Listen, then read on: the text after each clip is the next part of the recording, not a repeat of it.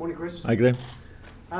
Before we get into the squad, theoretically this is your last 2 games in charge of Wales, Chris. Can you give us an update on where we are in terms of your future? Is it going to be your last 2 games? I've no idea, to be honest. Theoretically, yes, we don't play again until March. And that's quite a long time in football, of course. Initial talks have been undertaken since our last game. Conversation with myself and the chief executive and the president was just, days really after Republic of Ireland. My representatives have spoken. They've had one meeting, and that's basically where we are. I kind of thought we'd be here announcing a squad for the playoffs. I was always confident of that, and that didn't happen, unfortunately. But nevertheless, we've got two good games. I was always going to be taking this camp. Is it my last camp? I really don't know. We are where we are. My contract is what it is. We're no further forward from where we were. But nevertheless, this France in Paris is a fantastic game for us. And if this is my last camp, it's not a bad way to sign off, I suppose. France in Paris, maybe the final that never took place for us. And in Panama at home, which is, again, we've never played Panama. So that's quite exciting for us. But I really don't know, what's going to happen. Do you want to carry on? I think if all things are good, I think everybody look at it and they'll look at me personally and my personal contract. But it's actually there's more elements in the equation than that. I have to look at it and say, can I take it forward? Is the structure what I need it to be to take it forward? Is the facilities what we need to take it forward? So it's not just me personally. I've always, and rightly so, promoted my staff because they've done such a good job. Not just one of them, all of them. And of course, some of them work closer to me than others. That was the same even if I was at a club. And club management's the same. So all things need to be right for us to take it forward. So it's not just a case of me sitting down and saying, well, this is personally my contract's this, that or the other. If you manage in Wales, this is not where, as a manager, you make your fortune. It's just how it is, and that's okay. But for where we are and where we've come from, I know we're at I wouldn't say critical, but we're at an important crossroads where are we going to take it on? Am I the man to take it on? Have I got the tools to take it to the next step? The next step's going to be tougher than the last step because the margins are smaller. We've come from 100, I'm throwing that out there, 110th or whatever it was, to we've been a top 10 team in the last couple of years. We're probably 15th now. Now, to maintain that or maybe take it on, that next step is even tougher. And it means we need to do things a bit differently. And maybe that's not, when we come down and sit down, maybe not all parties agree on that. But that's my thinking, and that's my take on it. So, but like I say, that'll be probably another 2 or 3 conversations, I would imagine, before we get a yes or a no from either party. Whether Wales will say, no, Chris, we can't do that, and we can't take it to there, or I'm saying, that's what I need to take this further. And you can't give me that, and that's fine. Let's shake hands. It's been great. But we're not there yet. And I think that will be definitely after this camp, because now everything will cease, all talks, because the main thing is the football. Let's concentrate on that, and we'll get together after this camp and start things again. Right. So, to be clear, this process, these answers that you're seeking, they won't be determined until after these 2 matches? I won't. They've always been good like that with me, the FAW. I asked them not to put pressure on me to sign another contract or open talks during the group during the campaign. We had 4 or 5 games left. I said, just let me concentrate. Let all of us concentrate on getting results, and they were fabulous. To be fair, I've got no complaints. The day after Republic of Ireland, the conversation started. They were very proactive. I have to be honest in that, and they wasted no time. But now we've got 2 more games. And I don't want to be talking about, I can't escape this conversation, it was always going to happen. But as soon as we get into camp at the weekend, that's it. It's about France and Panama, it's about what we need to get out of the camp, what I need from certain players, and how we approach it. And then as soon as that's finished, we can sit down again immediately, no problem, and resume talks. But, that's where we are right now. Everybody knows that you are a free agent at the end of this contract. There are managerial vacancies around at the moment. Have any of those clubs sounded you out, asked you whether you'd be interested in their positions? I wouldn't. I'm not going to say a club has done this or that, because I think I wouldn't break a confidence to any club. They deserve that privacy. We're always going to be linked with this club or that club, a vacancy. Some clubs, the managers are still in their jobs. I've been on the end of that, and it's not nice when you're in a job and people are talking about your job as if it's up for grabs. That's the industry, we can't escape it. But I wouldn't comment on any of that. That's for everybody to speculate on. What will be. If I'm going to stay, sooner or later we'll know that. And if I'm not, sooner or later. This is not something that's going to go on for much longer, I wouldn't imagine. We'll come to an agreement. And either way, I don't think there'll be, certainly not from me, if we can't move forward together because our thinking is different. I'll still be super proud of leading my country for 6 years, through good and bad. And nobody can take that away from me, and I've been proud of that. But again, that'll happen after the camp. You've had a few weeks now to reflect on the campaign and the fact you're not going to the World Cup. Has that changed your view about your own future? Those questions that you posed about whether there is enough backup to get Wales onto the next level, has that changed at all on reflection? I think you come away from that game with the Republic of Ireland where the disappointment is unmeasurable. You never ever forget that. I'll never forget that. And then I'm not an envious type of person. I'm not a jealous type of person. But I look at Gareth and Michael and Martin. Gareth's already there. Michael and Martin are in the mix, and I am envious of them because they're going to experience. Well, Gareth is, and hopefully for Martin and Michael, they will also experience something that we've always longed for. And that's probably now something that's going to escape me in my career, the World Cup. So I'll never forget that feeling of disappointment. That's always going to stay with me, unfortunately. That's football, that's sport, it's challenging. Sometimes you come out on top and sometimes you don't. And unfortunately for us, we didn't. We just fell short in that last game. But we're not going to qualify. I've said this, we won't qualify every campaign. We're not built to qualify for every campaign. We don't have the strength and depth, not yet, to qualify for every campaign. What we have got is enough to be competitive in every campaign. And we've beaten that again. We took it right to the wire. So, in many ways, the players, again, did a fabulous job. The campaign we qualified, we had good fortune in terms of we didn't get injuries and suspensions.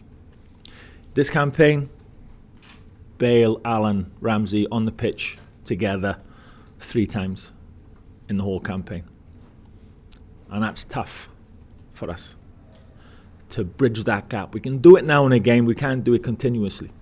So, but that's how it is. I'm sure other international countries have injuries and problems, and you just have to get on with that. And that's I think that caught us out in the end. We couldn't bridge the gap when we needed to. So that's just how it is. But that's not to say in the next campaign we can't be competitive again, because I'm sure we will be. No matter who it's against, no matter what other countries are in our group, and obviously you've got the League of Nations to contend with and think about.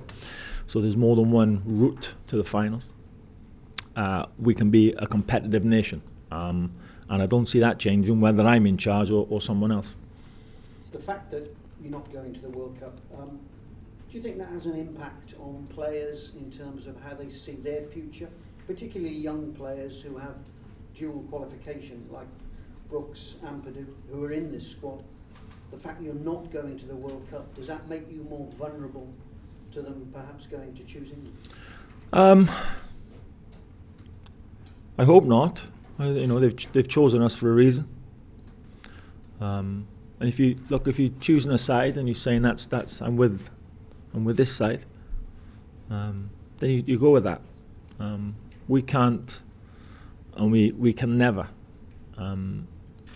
force anyone to come and play for us.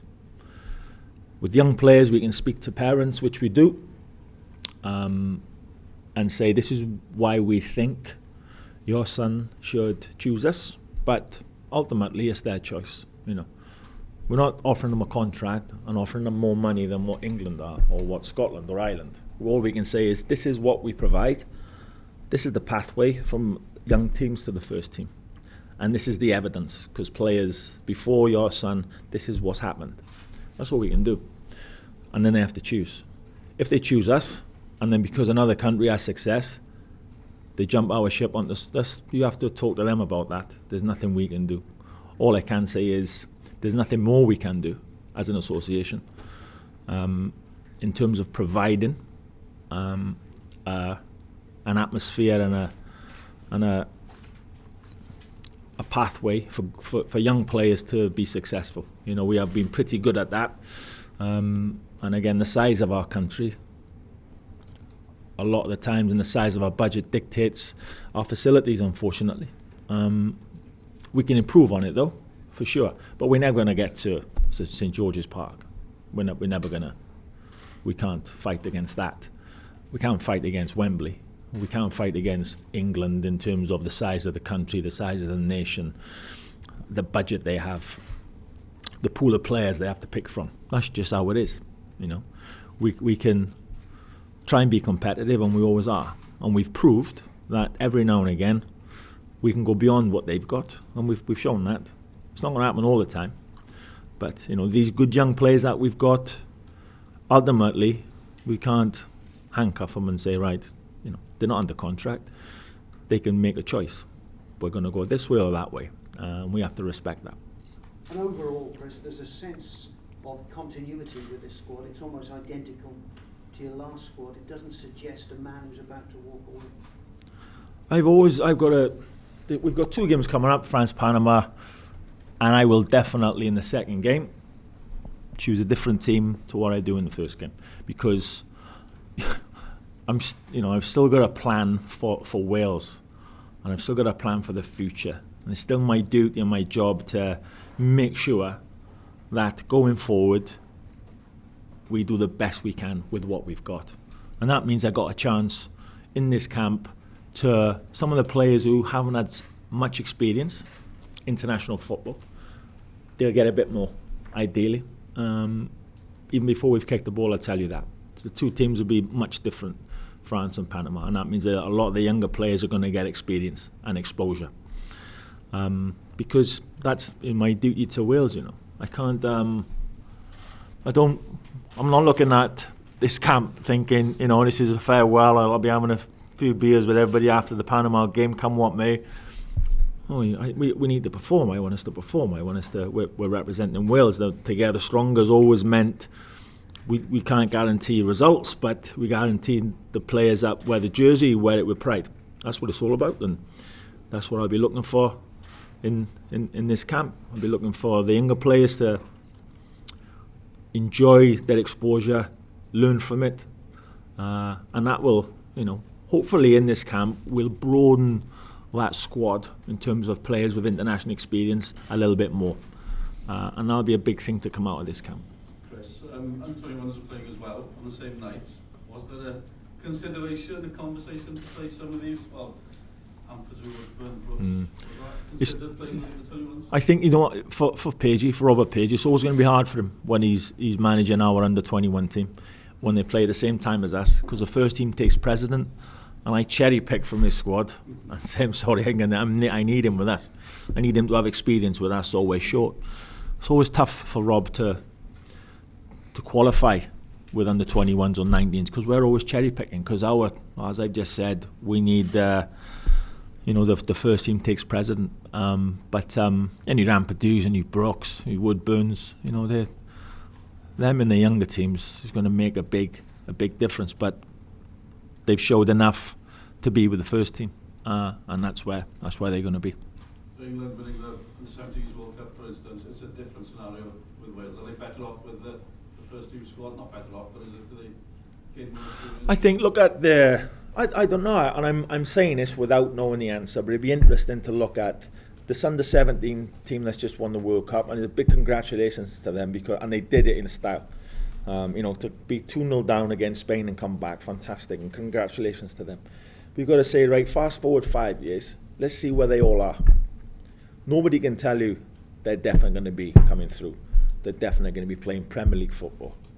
They're definitely going to be playing Championship football, international football. We do not know, because there's a long time from 17 to when they become men, and the amount of players that fall off the radar is incredible. So it's great, and England should be excited that they've got these teams who have just been really successful.